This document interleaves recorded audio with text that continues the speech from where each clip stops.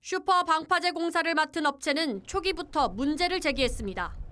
가장 심각한 건 설계에 누락됐다가 공사업체가 확인한 연약 집안. 해양수산부는 뒤늦게 설계 변경을 통해 수백억가량의 사업비를 늘렸습니다. 새로운 공법을 도입해서 또 총리께서도 직접 지시하셨으니 비용이 좀 더 들더라도 슈퍼 방파제를 만들자. 이 과정에서 설계 과정을 제대로 관리하지 못해 국고를 낭비한 혐의로 당시 해수부 간부 등 3명이 고발돼 지난해 해경의 수사를 받았습니다. MBC가 확인한 당시 수사팀의 조사 내용.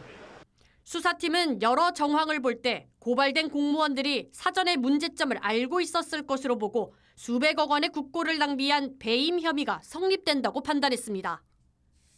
수리 모형 실험 결과 조작 의혹 등을 적극 은폐한 점을 이유로 들었고 특히 고발된 간부가 일감을 주겠다고 고발인을 회유한 정황도 포착했다고 덧붙였습니다.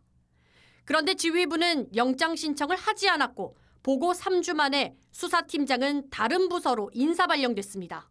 팀장이 교체된 채 진행된 수사 결과는 4개월 만에 무혐의로 끝이 났습니다. 안전을 위한 수리 모형 실험 결과가 잘못됐다는 점을 인정하면서도 해양수산부 공무원들은 몰랐을 것이라고 결론냈습니다. 시공사의 공법 변경 요구를 거절한 것도 공사를 주겠다며 회유했다는 발언도 문제가 없다며 혐의를 인정하지 않았습니다.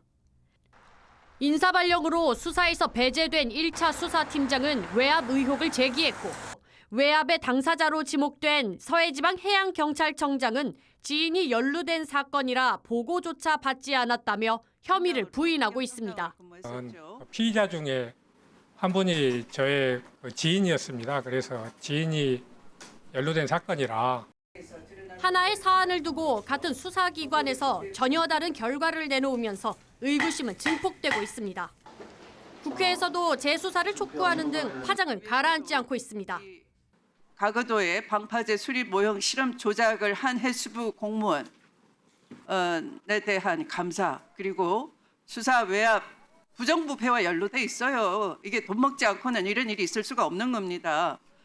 그리고 공무원이 알고도 배임을 했다면 지금이라도 적당한 조치가 있어야 되겠죠. 수사에 외압을 넣은 혐의로 이명준 청장이 수사를 받게 되면서 향후 수사 결과에 따라 해수부 전 간부에 대한 재수사까지 이뤄질 수 있을지 관심이 모아지고 있습니다. MBC 뉴스 박혜진입니다.